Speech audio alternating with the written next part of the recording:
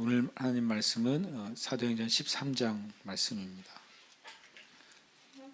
사도행전 13장 1절에서 12절 말씀입니다.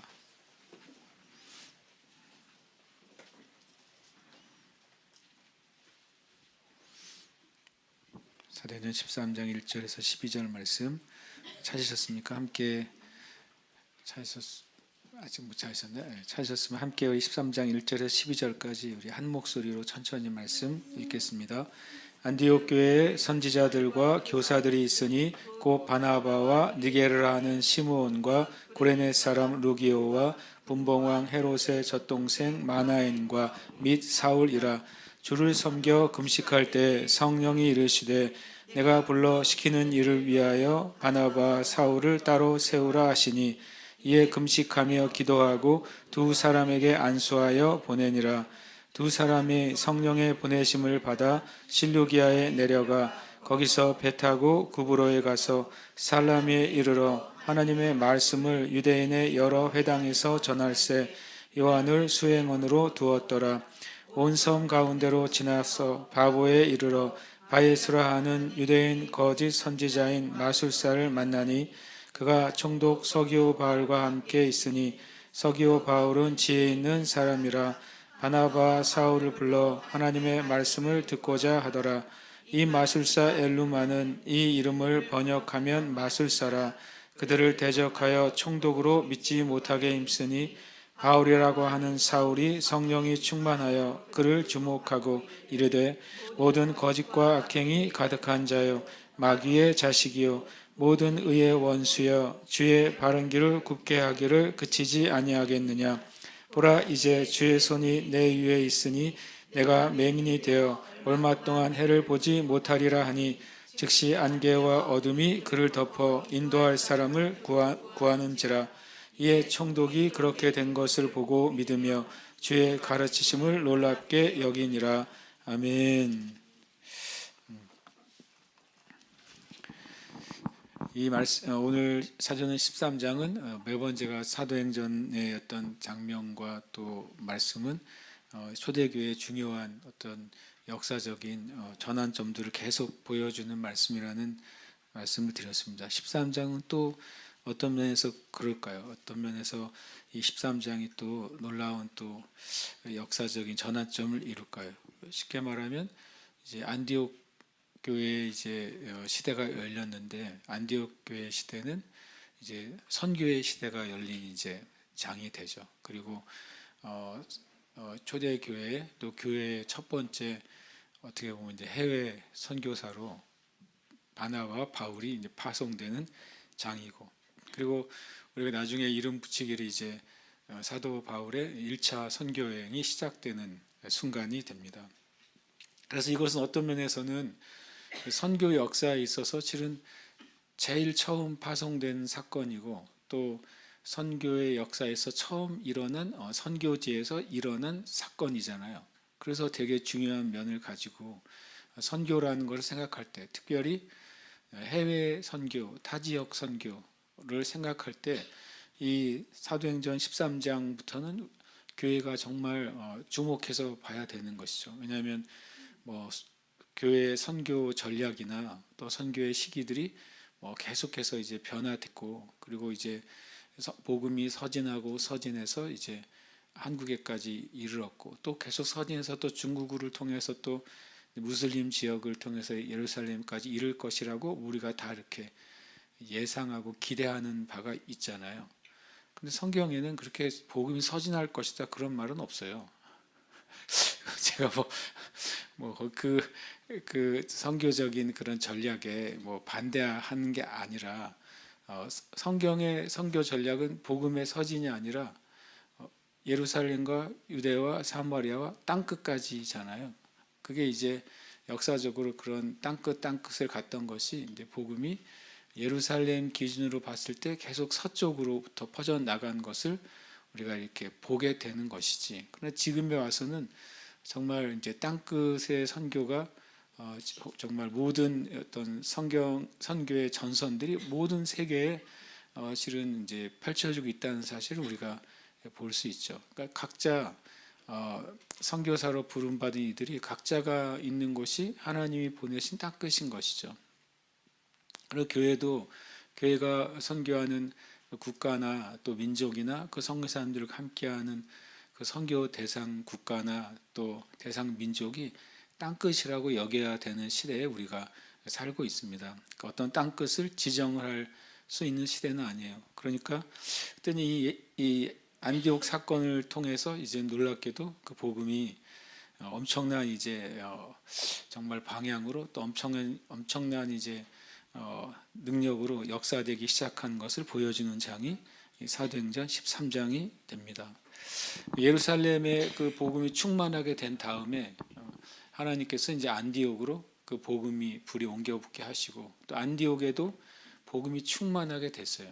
그러니까 하나님이 이제는 안디옥에서부터 열방으로 이제 복음이 흘러가도록 하셨다라고 우리가 이해하는 것이 누가복음의 개념에서 오히려 옳은 말씀이라 저는 생각합니다. 1절에 보면 안디옥 교회 선지자들과 교사들이 있으니라고 말합니다. 굉장히 독특한 표현이죠. 이제 13장 1절에서 14장 거의 끝에까지 28절까지가 1차 선교 여행이라고 보통 여겨지는데 그 시작은 이 안디옥 교회 5명의 사람들로부터 시작이 됩니다. 근데 그들을 5명을 지칭할 때 선지자들과 교사들이 있었다라고 표현해요. 그리고 5명의 이름이 명확하게 등장을 합니다. 그러니까 누가 선지자고 누가 교사냐라고 이렇게 구분하기가 어려워요. 사도 바울은 분명히 교사 역할을 있어 성경을 가르치는 자였죠. 믿음을 가르치는 자였고 복음을 가르치는 자였는데 또 사도 바울은 사도이면서 또 선지자였죠. 그렇기 때문에 이 5명을 어느 해석이나 어떤 주석에서 5명을 명확하게 2대3, 3대2 또는 1대4, 4대1로 나누는 것은 없어요. 그렇게 시도는 했어요. 많은 교부들이 누구는 선지자일 것이고 누구는 교사할 것이다 라고 시도를 했지만 그것이 통일된 의견은 아닙니다. 어쨌든 이 5명은 선지자의 또는 기름 부음이나 은사도 있고 또 말씀을 가르치는 교사의 기름 부음도 있었다고 볼 수가 있습니다. 그런데 한 가지 우리가 주목해야 될 건 11장 27절에 보시면 이런 표현이 있습니다. 11장 27절에 그때 선지자들이 예루살렘에서 안디옥에 이르니 이 선지자들을 어느 교회가 파송했다고 그랬습니까? 예루살렘 교회가 파송했는데 선지자들을 파송했어요. 어디로요? 안디옥 교회로 파송했어요. 그들이 떠났다는 말은 없어요. 꼭 나와야 됩니까? 라고 물어본다면 제가 할 말은 없지만 성경의 주요한 인물들이 어디 갔다가 나오는 걸 다 사도행전은 보고하고 있거든요. 그런데 선지자들이 거기서 왔다가 다시 예루살렘 교회로 돌아갔다. 그런 식의 이제 말은 사도행전은 없습니다. 그런 말은 안디옥 교회의 사역을 계속해서 도왔다는 것을 결론을 알 수 있고 그렇게 보면 여기에 있는 안디옥 교회 선지자들과 교사들이 있으니라고 말했던 바나바, 시므온, 루기오, 마나엔, 사울이잖아요. 이 중에 일단은 바나바, 사울은 안디옥 교회에서 사역을 하고 있는 중이었잖아요. 근데 그럴 때 예루살렘 교회가 선지자들을 파송했다 그렇게 말했어요.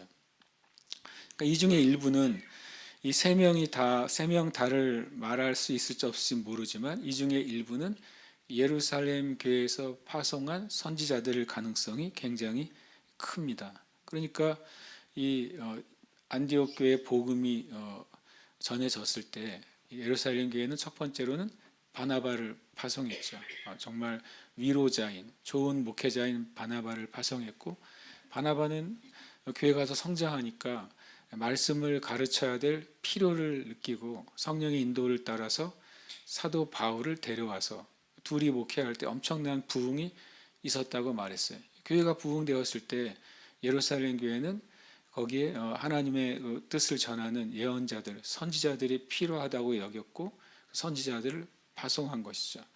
어떻게 보면 안디옥 교회는 굉장히 훌륭한 모델이에요. 하나님의 그 위로하고 목회하는 목회자가 있고 또 탁월한 말씀의 교사가 있고 그리고 또 선지자들이 있었던 것입니다. 그리고 또 그들은 또 결국에 다 사도들이었어요. 또 바울도 사도고 바나바도 사도였기 때문에요.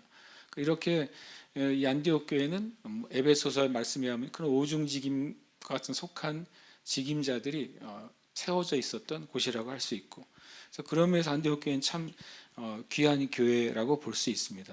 근데 그 중에 이제 이름들이 재밌습니다. 첫 번째로는 바나바인데, 바나바는 이제 어쨌든 이 교회를 세운 거의 이제 담임 목사 같은 분이잖아요. 그 다음에 나오는 사람이 니게르라는 시므온입니다. 성경에 시므온이 아주 많이 나오기 때문에 시므온이 나올 때 항상 앞에 어떤 시므온인지를 말합니다. 왜냐하면 시므온은 시몬 베드로를 일반적으로 말하거든요. 시몬 베드로가 시므온이에요. 그리고 예수님 태어날 때도 시므온이 있었어요. 그리고 다른 시므온들이 많아요. 그래서 여기서 앞에 니게르라는 시몬이라고 붙여서 혹시 이제 시몬 베드로하고 혹시 이제 헷갈리지 않게 하기 위해서 적었는데, 근데 니게르라는 말을 적습니다. 니게르라는 시몬. 니게르가 라틴어인데요. 검다, 흑인이라는 뜻이에요. 그러니까 이 시몬은 흑인이었습니다. 그리고 그 다음에 구레네 사람 루기오. 구레네가 누굽니까? 이제 구레네 시몬도 있잖아요. 그래서 이 구레네 사람 누기오를 구레네 시몬이다 라고 말하는 그 해석도 있어요. 그것은 이제 합당하지 않은, 그냥 비슷하면 갖다 붙이는 그런 해석해서는 안 되잖아요, 성경을요. 어쨌든 구레네 사람입니다. 구레네 사람은 그 사람도 북아프리카 출신이에요. 완전 아프리카 남부의 이제 흑인은 아니지만 어떤 그 북아프리카 출신들은 굉장히 이집트나 그 사람들처럼 굉장히 흑인에 가까운 얼굴빛을 가지고 있다고 볼 수 있죠. 그러니까 벌써 5명 중에요, 2명이나 아프리카 계통이에요. 벌써 안디옥 교회는 글로벌해요. 굉장히 아프리카로 봤을 땐 중동 한참 위쪽에 있는데 그 교회 리더들이 벌써 이제 아프리카계가 2명이나 있는 거예요. 그렇죠. 그 다음에 누가 있냐면 구레네 사람 누구야? 분봉왕 헤롯의 젖동생 마나인. 야, 이 사람이 정말 여기 있을 수 있는 사람인가 하는 생각이 드는 거예요. 분봉왕 헤롯이 누군지 아세요? 헤롯 안디바예요. 그러면 또 헷갈리잖아요. 헤롯이 너무 많아가지고. 헤롯 안디바가 바로 그 유명한 세례 요한을 죽인 헤롯이에요. 그리고 빌라도가 예수님에게 보냈던 그 헤롯 있잖아요. 십자가에 달리 못 박히기 전에 예수님께서 예수님을 조롱했던 그 헤롯. 그게 헤롯 안디바예요. 여기도 살아요. 근데 헤롯 안디바의 누구라고요? 젖동생 마나엔. 젖동생이 뭐냐? 보통 당시에 이제 왕자가 태어나면 왕자가 혼자 자라나고 혼자 교육받을 때는 굉장히 외롭잖아요. 그래서 왕족 또는 귀족 가운데 아예 어렸을 때부터 그냥 같이 한 젖을 먹는 아이로 키우면서 형제처럼 자라면서 그 왕자의 친구가 되어주고 같이 공부하는 학습의 동료가 되어주고 그렇게 자라게 하는 사람이 젖동생입니다. 물론 이제 그 왕자가 나중에 왕이 됐을 때 대부분 젖동생으로 같이 자라난 친구는 최측근이 되겠죠. 실은 많은 경우에 특별히 막 역모에 가담하고 너무너무 잘못된 사람이 아닌 이상은 대부분 그 왕이 되었을 때 측근에 두고 그리고 같이 정사를 의논하거나 또 중요한 일을 맡기기도 했던 것이죠. 그런데 그 헤롯 안디바, 바로 세례 요한의 목을 치고 그리고 자기의 형 빌립의 아내와 불법적으로 이혼시키고 결혼하고 그리고 또 예수님을 조롱하고 신문했던 그 안디바의 젖동생. 이 사람이 예수님 믿고 예수님 믿은 것도 더해서 안디옥 교회에 선지자와 교사가 돼 있을 거라고 누가 생각했겠어요? 정말 기적 같은 스토리죠. 아마 이 헤롯이 젖동 마나엔의 스토리를 우리가 안다면 하나님이 그 마나엔을 만나주시고 이 안디옥 교회에서 선지자 혹은 교사로 섬기게 된 스토리는 제가 보기엔 굉장히 은혜로운 간증이 아닐까, 아니면 굉장히 엄청 놀라운 간증이 아니었을까 생각이 드는 분이 바로 이 헤롯의 젖동생 마나엔이에요. 그리고 뭐 다른 데서는 이분의 이름이 나와 있지는 않습니다. 그러니까 이 안디옥 교회는 정말 뭐가 없습니까? 당시의 시대를 보면 어떤 계층이나 어떤 인종이나 종교나 그런 것이 없이 하나님 안에서 하나가 된 교회예요. 놀랍게도요. 그렇게 되기가 어렵지 않겠습니까? 헤롯의 젖동생 마나엔이 이곳에 있다고 했을 때 둘 중에 하나겠죠. 어우, 왕족이 아니면 귀족이 우리 교회에 있네라고 할 수도 있고, 혹시 제가 스파이가 아니야?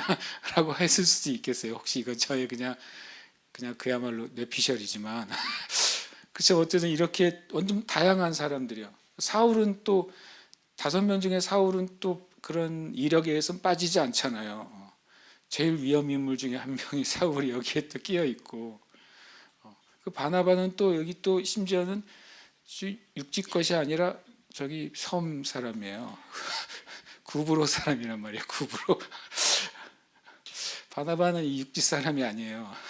우리하고 비슷해. 제주 사람인데, 우리라고 그러면 또 제주 가본 주민분들은 당신은 아니고 그럴지 모르지만, 우리 집에서도 이슬이만 자기가 제주 것이라고 주장하기 때문에 그렇기 때문에 어쨌든 이 5명은 제가 보기에 그냥 지나가는 이름인데 너무 신기한 조합이라고 생각이 들어요. 그래서 교회가 좀 더 나아가면 교회가 이래야 되는구나. 교회 안에 세상적인 계층의 경계, 실은 출신의 경계, 그리고 그 인종의 경계도 허물어져 있는 상태로 리더십이 형성되어 있는 교회가 지금 쉽지 않을 것 같아요. 지금도 오히려. 그런데 이 안디옥 교회가 참 진짜 성령 충만하면 그런 사람과 사람 간에 있는 세상적인 기준들이 허물어지고 성령 안에서 서로 연합할 수 있구나라는 사실을 저는 1절 읽을 때 묵상하게 돼요. 저는 우리 교회도 그런 교회가 될 줄 믿습니다. 성령 충만해야 가능할 것 같아요. 성령 충만하지 않으면 나랑 다른 출신, 그건 또 아무것도 아니겠지만 우리나라는 학연, 지연, 혈연 뭐 끝없는 연결이 많잖아요. 우리나라는요. 군대 연결도 있어요. 그래가지고 뭐 끝도 없이 많기 때문에, 그런데 성령 충만해야 이것이 성령 안에서 같이 협력하고 교회를 세울 수 있구나. 1절이 그러면서 제가 참 그 은혜가 됐어요. 이런 조합을 성령님이 아니면 도저히 만들 수가 없겠구나, 이런 생각이 듭니다. 그러면서 이 2절에 보면 주를 섬겨 금식할 때, 참 이제 말씀들은 이제 가만히 이제 눈으로 보고 있으면 많은 생각과 묵상을 하게 돼요. 이 5명을 이름을 그냥 먼저 거론을 하잖아요. 그다음에 그들이 주를 섬겨 금식했다고 표현합니다. 세번역 성경은 그들이 주님께 예배하고 금식하고 있을 때라고 되어 있습니다. 실제로 킹제임스 성경도 그들이 미니스터를 했다, 주님을 섬겼다, 이렇게 되어 있어요. 금식하면서 주님을 섬겼다. 근데 미니스터드라는 뜻은 월십이라는 뜻을 가지고 있어요. 하나님을 섬겼다. 이 말은 하나님께 예배했다는 뜻입니다. 이 5명이 누가 말했는지 모르지만 우리가 어떤 시간을 주님께 떼어놓고 이 모든 목회와 또 말씀과 심지어는 전도와 이런 사역을 내려놓고 하나님 앞에 머물면서 예배하고 금식해야 되겠습니다라고 누군가가 얘기했을 것입니다. 얼마 전에 믿음의 양식에도 나왔잖아요. 주님을 섬기십시오. 섬기면서 예배하고 주님을 기다리십시오. 그럴 때 하나님의 뜻을 알 거라고 그랬잖아요. 그것의 근원이 이 말씀이에요. 그래서 이 5명이 지금 안디옥 교회는 엄청 성장하고 있잖아요. 부흥하고 있고 막 어떻게 보면 교인들의 숫자가 늘어나고 있고 영향력이 커지고 있는데, 그 교회 리더들인 5명이 우리가 이제는 이번 주는 우리가 예배 못 하겠어요. 이번 주는 전도사역 안 하겠어요. 다 안 하겠다 그러고 갑자기 이분들이 뭘 선언합니까? 우리가 이제 이번 주는 예배하십시다. 더 나아가서 금식합시다. 이렇게 말한 것입니다. 실은 뭐 성경에 써 있으니까 자연스럽지만 실제로 교회 가운데 그런 일을 하는 것은 자연스럽지는 않잖아요. 그래서 이 많은 이 해석자들이 이 5명만 금식하고 섬긴 게 아니라 5명이 이름이 있고 주를 섬겨 금식할 때라고 했으니까 5명만 금식했냐, 그것이 아니라 안디옥 교회 성도들과 함께 5명의 주도로 예배하며 금식하는 시간을 가졌을 거라고 대부분의 이해를 합니다. 그렇게 안디옥 교회 성도들과 이 5명의 선지자와 교사들이 금식하면서 섬깁니다. 얼마나 그랬는지는 몰라요. 하루를 했는지 이틀을 했는지 성경에 안 써 있습니다. 일주일 했는지 성경에 쓰여 있지 않습니다. 그들이 계속 주님이 하나님께서 무엇인가를 우리에게 이끄실 것이라고 하는 내적인 뭐가 있는 거예요? 내적인 이끄심은 있는 거예요.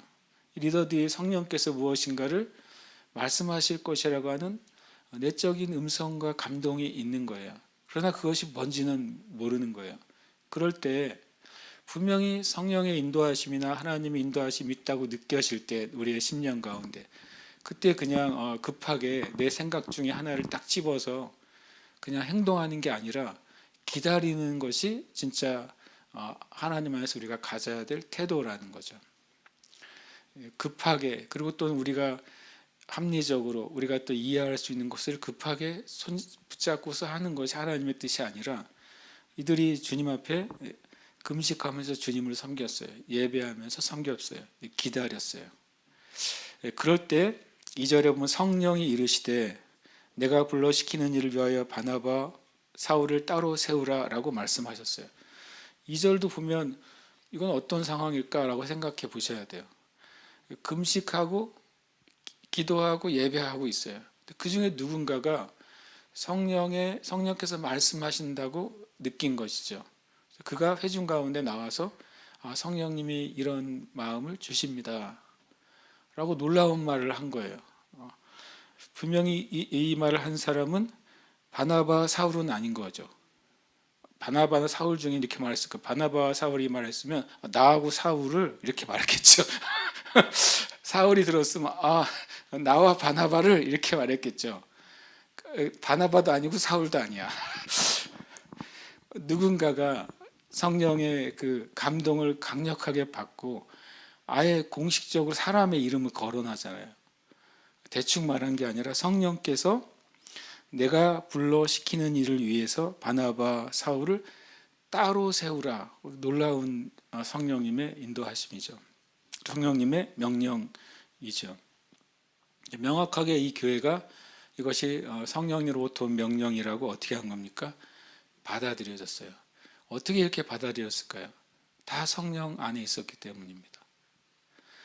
다 예배하며 금식할 때 성령의 은혜 안에 있을 때 누군가가 성령으로부터 온 말씀을 선포했을 때 회중들이 그것을 안 거예요. 이것이 우리가 예배하고 섬겨야 될 이유구나.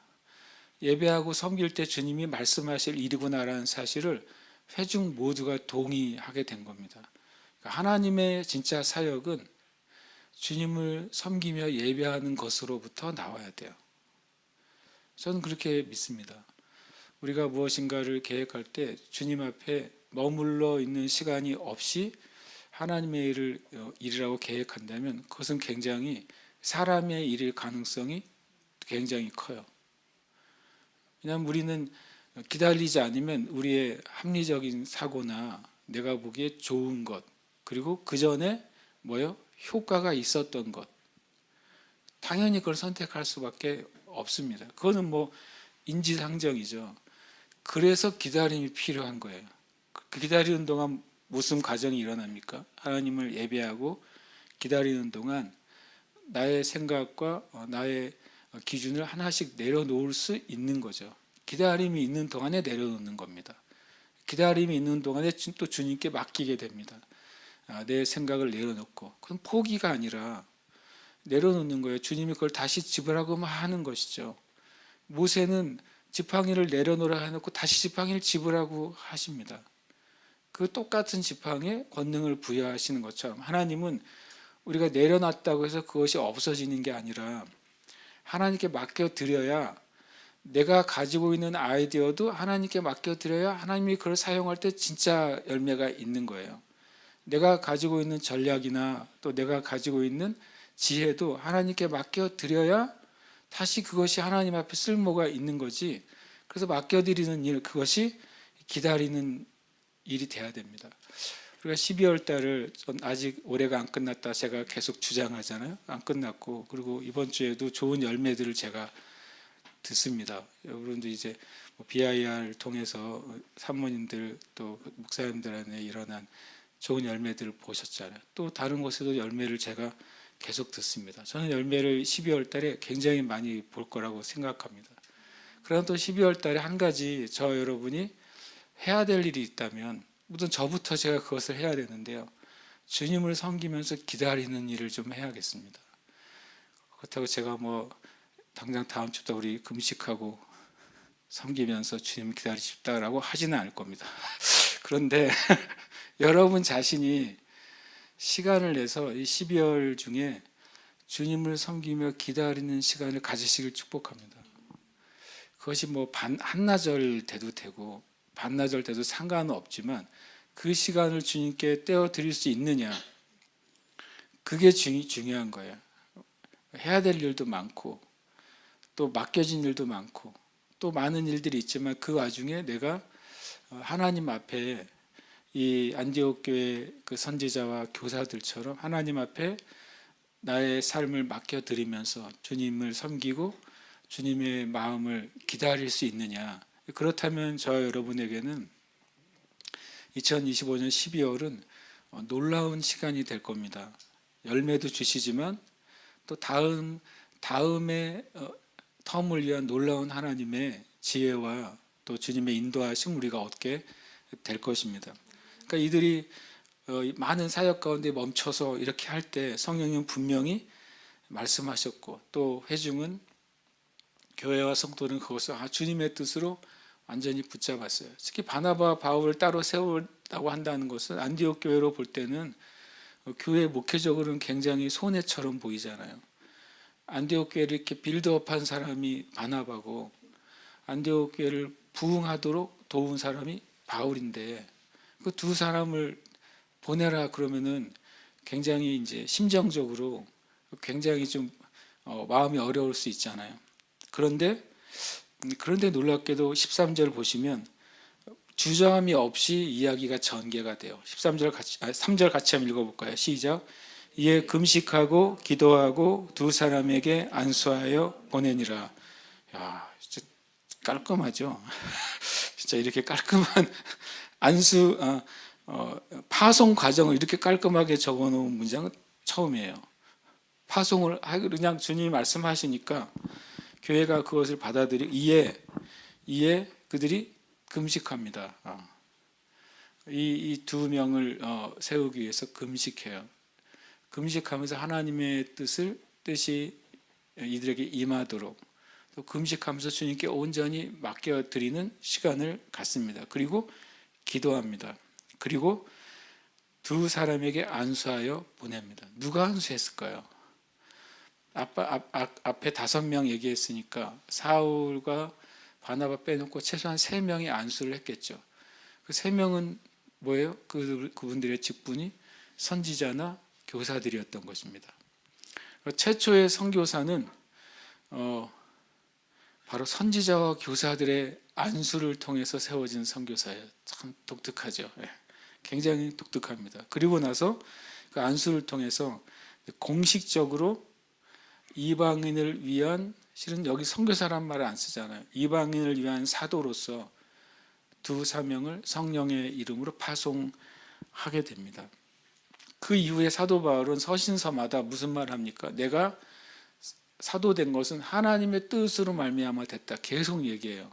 그렇게 말할 수 있는 근거가 뭐예요? 사도행전 13장 3절인 거예요. 사도행전 13장 어떻게 보면 1, 2, 3절인 것이죠. 사도 바울이 계속 서신서 처음 받아 내가 하나님의 뜻으로 말미암아 사도됐고 그리스도 예수의 사도가 됐고, 이 말을 서신서마다 반복하잖아요. 그 근거는 바로 사도행전 13장 2절 3절. 사도 바울에게는 그 안디옥에서 안수받고 파송받은 그것이 하나님께서 자신들을 사도로 세우셨다는 근거가 된 것입니다. 그래서 제가 이 파송의 과정이 금식하고 기도하고 안수하는 것이잖아요. 그래서 제가 우리 다음에 선교사 파송할 땐 금식하고 기도하고 안수해야겠다. 그렇죠, 좋겠죠. 예, 한 이틀 정도 금식을 하고 그리고 기도하고 안수하는 겁니다. 우리가 파송한 우리 이스라엘 유조 목사님 내년에 돌아오시면 같이 한번 하루 금식하고 같이 기도하려고요.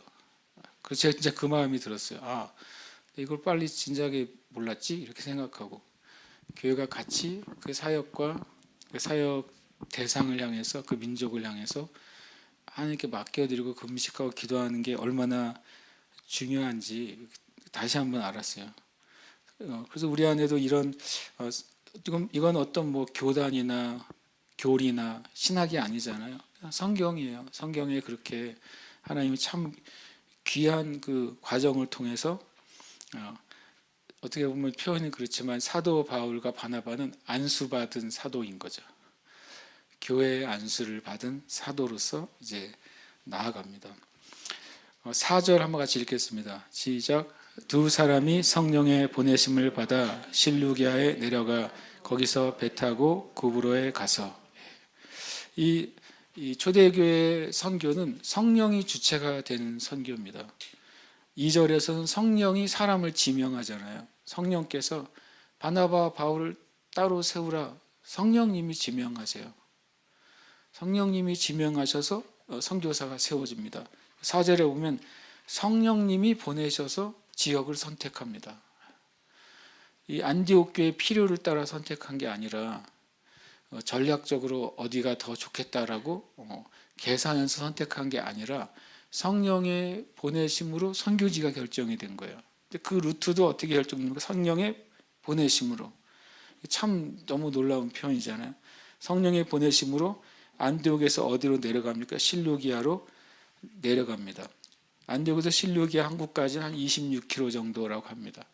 26km 정도를 걸어 내려가고 실루기아에서 배를 타고 이 구브로에 있는 첫 번째 있는 가장 가까운 항구 살라미에 갑니다. 이 살라미까지는 한 209km 정도라고 합니다. 209km 정도 이제 뱃길을 지난 다음에 살라미에서 이제 5절 보면 살라미에 이르러 하나님의 말씀을 유대인의 여러 회당에서 전할세 요한을 수행원으로 두었더라. 그래서 이제 간단한 선교의 그 형태를 보여줍니다. 첫 번째로는 사도 바울과 바나바가 이제 사역자고 사도 바울과 바나바를 섬기는 조력자의 역할로 요한이 수행원을 하고 있다라는 사실을 우리가 보여주죠. 그리고 이제 거기서 이제 다시 온 섬 가운데로 지나서 바보에 이르렀다라고 말합니다. 살라미에서 바보까지는 이제 횡단을 한 거죠. 구브로를 횡단했는데 거기 그때가 이제 145km 정도 됩니다. 그러니까 굉장히 이제 멀어진 거예요. 안디옥에서 26km 내려와서 한 209km 배 타고 다시 또 걸어서 145km 왔으니까 글쎄요 400km 가까이 이제 안디옥에서 멀리 떨어져 나온 셈이 됩니다. 그래서 이 성령이 주체가 돼서 성령이 지명하시고 성령이 보내시고 그렇게 사역이 시작이 되죠. 그리고 바울의 선교 패턴이 이제 이때부터 굉장히 명확하게 드러나는데 첫 번째는 성령의 인도하심이 사도 바울의 첫 번째 선교 패턴이에요. 항상 성령의 인도하심을 구했습니다. 성령님이 막으신다고 느끼면 사도 바울은 다음 장소로 가지를 않았어요. 성령님의 인도하심이 있을 때까지 기다렸다는 기록이 성경에 여러 번 나오죠. 그러니까 사도 바울의 첫 번째 선교 전략은 이게 전략이라고 할 수도 없죠. 전략이죠. 그런데 선교 전략은 하나님의 선교 전략은 성령의 인도하심이었어요. 이게 첫 번째였습니다. 그리고 두 번째로는 성령 충만함입니다. 9절에 보면 이 성령으로 세례를 받는다, 성령이 충만한다 이런 표현들이 사도행전 초반에 여러 번 나오고 사람을 세울 때도 믿음과 성령이 충만한 사람들을 세웠다는 말을 많이 합니다. 근데 그 뒤로 이 표현이 잘 안 나와요. 그러다가 이 표현이 나오는데 여기서 마술사 이제 바예수 나중에 엘루마라고 하는 그 바예수가 복음을 방해할 때 그때 9절에 보면 바울이라고 하는 사울이 성령이 충만하여라고 말합니다. 그러니까 실은 사도 바울의 선교의 패턴은 성령의 인도하심이 있었고 그 다음에 먼저 회당에서 들어가서 복음을 전합니다. 그것은 이제 3장 5절에도 나오죠. 여러 회당에서 전하게 되고요. 그리고 회당에서 전하다가 그 중에 회심자가 나오면 그들을 따로 모아서 뭐 했습니까? 말씀에 훈련을 시키고 그 중에 누구를 세우고요? 그 중에 리더를 세우고 그리고 떠났어요. 사도 바울은 이 패턴을 계속 반복합니다. 성령의 인도하심을 받고 그 지역의 회당에 들어가서 복음을 전하고 그러면 당연히 이제 반대와 또 많은 협박이 있지만 그 중에 회심자들을 모아서 교회를 세우고 그 교회의 리더를 세우고 그리고 떠나는 것이죠. 그리고 나중에 이제 서신서를 통해서 계속해서 그들을 이제 가르쳤던 것이 사도 바울의 선교 패턴이고 일종의 전략이었어요. 중요한 것은 성령이 주체가 됐다는 것이 정말 중요한 것입니다. 그래서 우리가 우리 자신을 돌아봐야죠. 여기서는 선교이지만 또 교회는 교회의 모든 사역과 교회의 모든 것은 성령님이 주체가 되시느냐. 그것은 우리 자신이 알 수 있습니다. 목회자인 저도 알 수 있는 거죠. 내가 무엇인가를 계획하고 말할 때 성령이 주체가 된다고 하는 소리는 내가 성령님 안에서 뜻을 구하고 성령의 인도함을 받는 시간을 가졌느냐 안 가졌느냐 하는 겁니다. 그리고 또 그 순간에 성령님을 온전히 의지하고 성령의 인도하심을 따라 행하느냐 하는 것은 자신이 알죠. 그리고 교회도 동일하게 알게 되는 것입니다. 우리가 무엇인가 할 때 성령님이 기뻐하시고 또 인도하신 일인지 아닌지 우리의 심령이 그것을 이제 알게 돼야 됩니다. 성령이 주체가 되는 선교, 성령이 주체가 되는 교회가 돼야 되는 것이죠. 그리고 성령의 역사는 성령 충만한 사람을 통해서 역사하십니다. 성령은 하나님의 영이심으로 예언의 영이심으로 하나님의 깊은 것을 가득 가지고 계심으로 또 성령의 은사와 능력이 충만한 존재이심으로 그분은 조금도 부족함이 없습니다. 그런데 성령의 역사가 왜 적게 나타나느냐? 그 이유는 되게 단순한데요. 성령 충만한 사람이 적기 때문인 것이죠. 또 성령 충만한 것은 성령께 온전히 자기를 맡기는 사람들이 있을 때 성령으로 충만하게 됩니다. 사도 바울이 이때 성령 세례를 받은 게 아니에요. 성령으로 이미 세례를 받았고 그 성령의 능력이 충만하게 임하게 됐어요. 언제요? 바로 이 9절에서 말합니다. 이 박수 엘루마가 또 박수 바예수가 이 복음을 방해할 때 성령님이 그 안에 충만하게 임해서 사도 바울이 이제 성령의 권능으로 행하게 됩니다. 이 바예수라는 말을 재미있게도 뜻은 그냥 단어를 그대로 해석하면 예수의 아들 이렇게 됩니다. 바요나 시모나, 바가 이제 아들이거든요. 요나의 아들 시모나 또는 요한의 아들 시모나 이런 뜻이에요. 그러니까 바예수는 예수의 아들. 실은 예수라는 의미보다는 여호수아의 아들이라고 볼 수 있습니다. 그러니까 이 바예수라는 사람은 유대인인 것이고 그 아버지가 여호수아라는 이름을 가진 유대인일 가능성이 있습니다. 그런데 그가 무슨 일을 합니까? 마술사라고 말합니다. 그리고 18절에 보면 이 마술사 엘루마는 이 이름을 번역하면 마술사라. 엘루마라는 말도 그냥 마술사라는 뜻을 가지고 있습니다. 그때 이제 사도 바울이 충만해서 10절에 이렇게 말합니다. 재밌죠? 바울이 바울에게 복음을 전하고 있잖아요. 사도 바울이 총독 서기오 바울에게 복음을 전하고 있어요. 막 좀 되게 재밌어요. 이 장면 자체가 가만히 보면.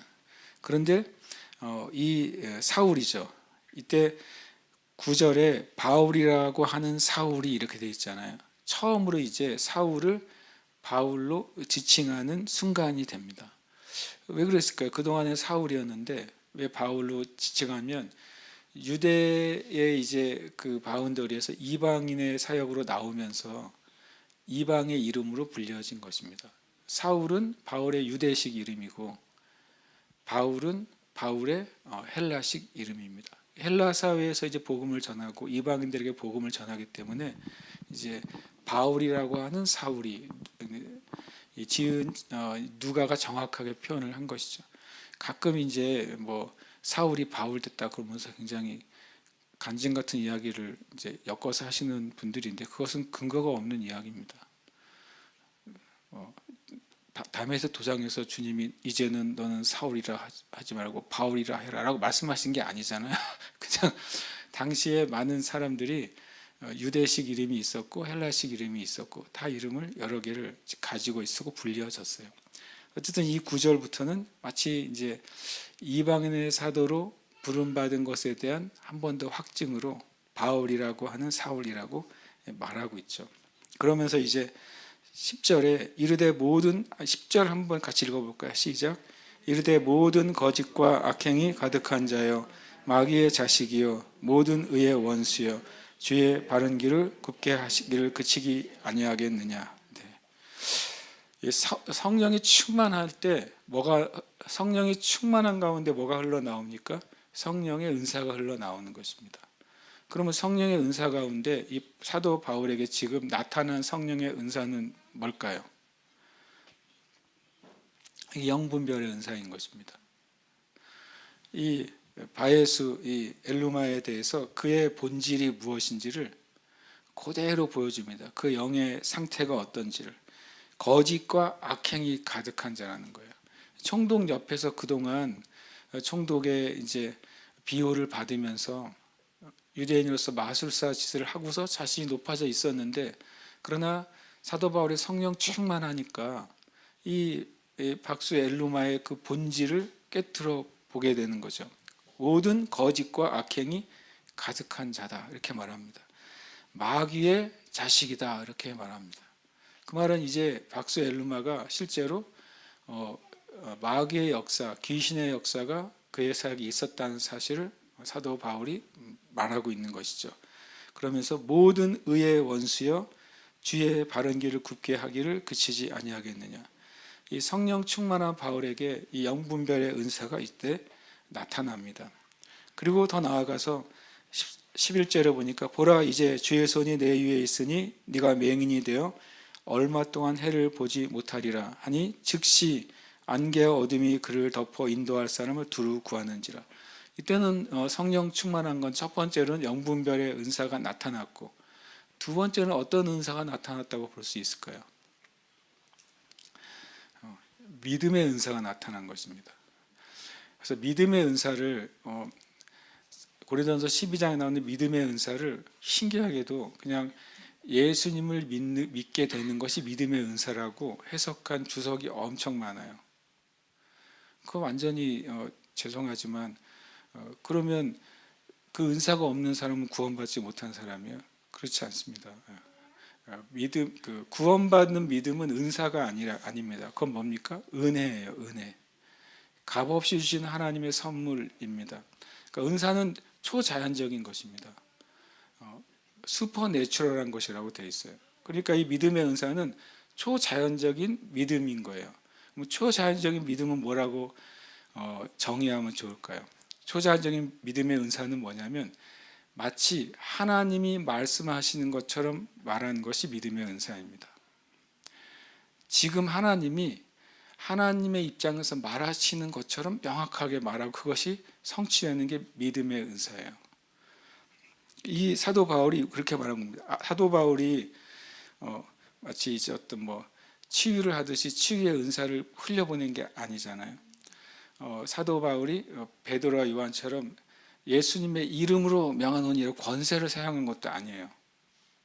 사도 바울이 그냥 하나님이 말씀하신 것처럼 말합니다. 주의 손이 너의 위에 있으니 네가 맹인이 되어 얼마 동안 해를 보지 못하리라 라고 그냥 선포해버립니다.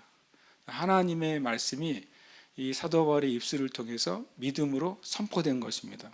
그랬더니 즉시 안개와 어둠이 그를 덮어 인도할 사람을 두루 구하는지라 라고 합니다. 실은 이 바예수가 이것저것 속임수로 많은 마술을 했을 거 아닙니까?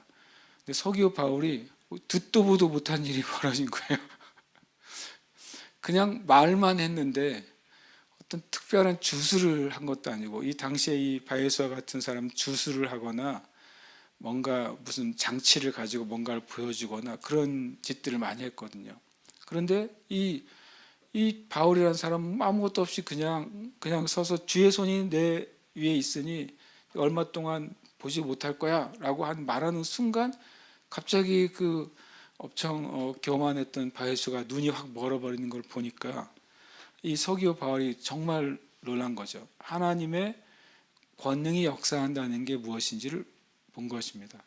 진리의 말씀을 전하는 이 사도 바울에게 하나님이 어떻게 역사하신지를 눈으로 보게 됩니다. 그것을 통해서 12절에 보면 이에 총독이 그렇게 된 것을 보고 믿으며 라고 말했습니다.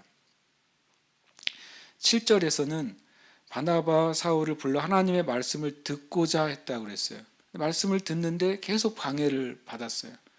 사도 바울의 영적으로 성령으로 충만해서 영혼 분별을 하게 되고, 그리고 하나님 주신 믿음의 은사로 마치 마귀의 권세를 내쫓습니다. 그때 이것을 보고서 믿고 주의 그 가르치심을 놀랍게 여겼습니다.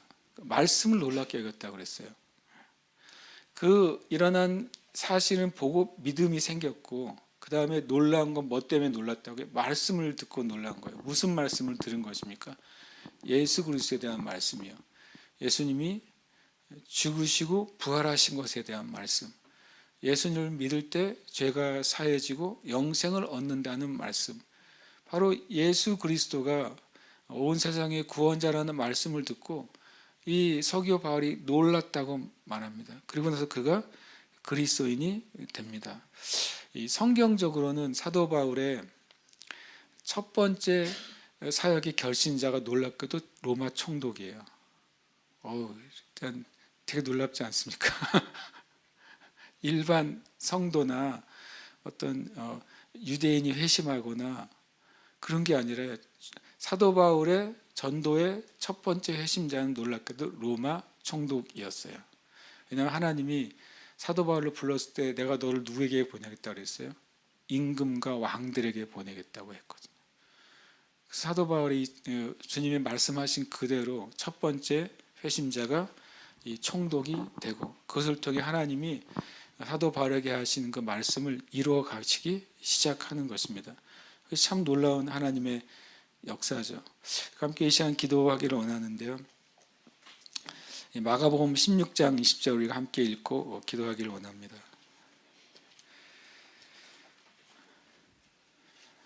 마가복음 16장 20절입니다.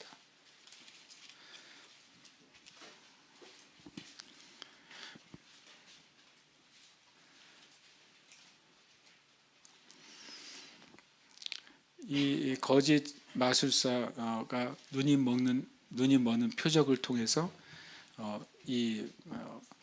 서기오 바울이 복음을 믿을 수 있는 문이 열렸어요. 표적은 복음이 아닙니다. 표적 자체가 누구를 구원하지 않습니다. 그러나 하나님이 성령이 역사하시는 표적과 기적은 사람들이 복음을 들을 수 있도록 인도하십니다. 지금 이 시대를 가만히 보면 이런 생각 혹시 안 들으세요? 도대체 어떻게 설교하면 사람들이 예수를 믿을까? 또 교회에 어떤 사역을 하면 사람들이 예수님을 믿을까? 그런 세상 아닙니까? 이 세상이 정말 표현은 예술이지만 수많은 엄청난 엔터테인이 가득하잖아요. 볼거리, 먹을거리, 즐길거리가 아주 가득하잖아요. 요즘 이제 AI가 나와가지고 이제 온 세상 사람들이 모든 걸 다 보고 듣고 할 수 있게 되어 버렸잖아요. 두바이 모든 국민들에게 다 챗GPT 프로 버전을 무료로 다 쓰게 합니다. 모든 국민이 다 무료야. 영국도 내년부터 모든 국민에게 챗GPT 유료 버전을 무료로 준다고 했습니다. 이제는 이제 돈도 주다가 이제는 이제 그런 AI 버전도 무료로 주는 시대가 돼버렸어요. 그러니까 사람들이 자기의 생각과 또 삶에서 이제 다 부자는 아니지만 다 다 그냥 살 수 무엇인가를 의식주를 해결해 주려고 하는 시대가 되어가고 있어요. 묘한 시대죠. 그때 누가 어떤 설교를 듣고 예수님을 믿을까? 누가 어떤 책을 읽고 예수님을 믿을까? 그런 생각을 하는 시대가 됐어요, 지금요. 그래서 대부분의 신앙 서적은 예수 믿지 않는 사람들이란 신앙 서적보다 이미 예수님을 믿는 사람들이란 신앙 서적이 많습니다. 그래서 많은 생각을 갖는 것이죠. 당연히 예수 믿는 사람들이 더 하나님의 사람으로 준비되고 영적으로 준비되도록 많은 일이 필요한데, 예수를 모르는 사람이 예수 믿으려면 오히려 이 정말 첨단의 시대에 정말 정보와 지식이 무제한으로 공급되는 시대에, 그 시대에 살아가는 이 세대가 예수님 믿으려면 저는 성령의 권능이 나타난다고 믿습니다. 그래서 우리가 기도해야 돼요. 간절히.